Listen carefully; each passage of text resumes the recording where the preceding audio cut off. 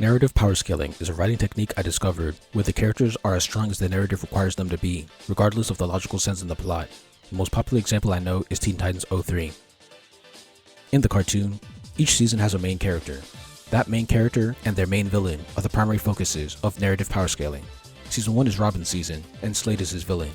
In any episode where Slade shows up, Robin is the strongest fighter on his team because it's his season, but Slade is stronger than him because Robin hasn't completed his character arc yet.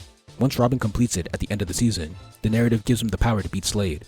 There isn't really a logical explanation to why Robin is able to solo Cinderblock, but keeps losing to Slade.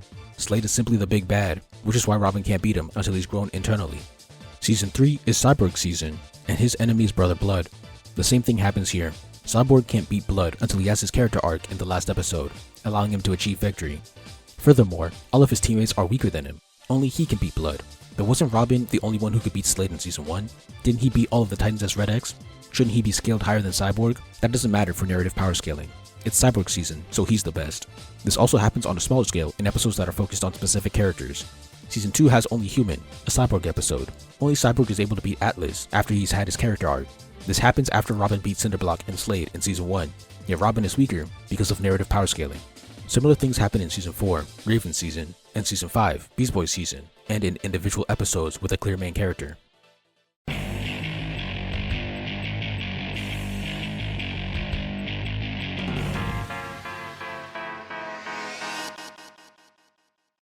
Catching up on the Kingdom anime is actually what sparked this discovery. Spoilers ahead. In general, almost all the generals are extremely powerful, which is representative of their narrative importance. The general is almost always the strongest fighter in their squad, despite that not making sense in real life. Shin, the protagonist, is a good example of how narrative power grows. Shin's greatest enemy is Nuan, the villain who killed his mentor. When Shin first fights him, he doesn't have enough experience and growth as a general, which is why he gets wiped out and overpowered.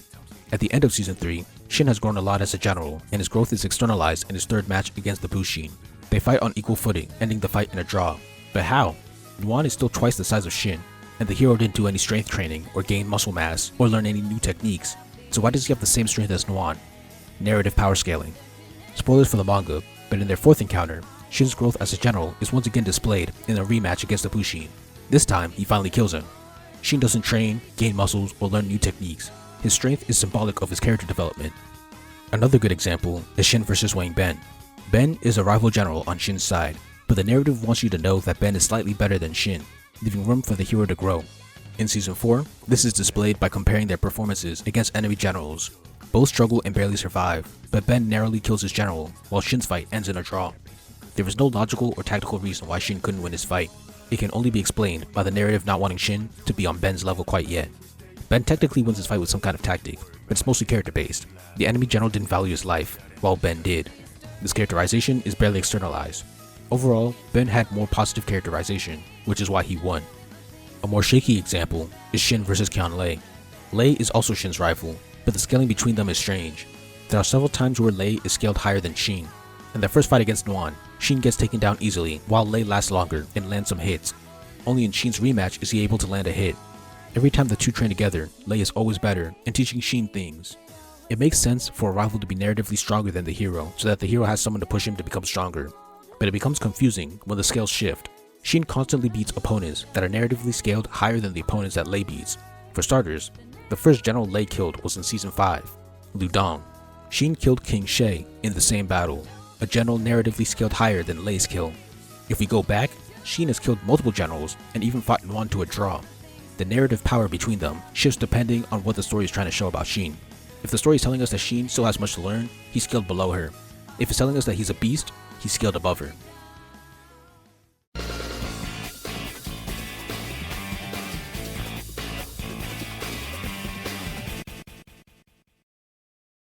Narrative power scaling isn't bad writing, but it is weaker than writing fights won with tactics. One reason is that the range of tactics is limitless. NPS is limited to whether a character has completed their arc or whether their status is great enough. You can never go wrong with good tactics.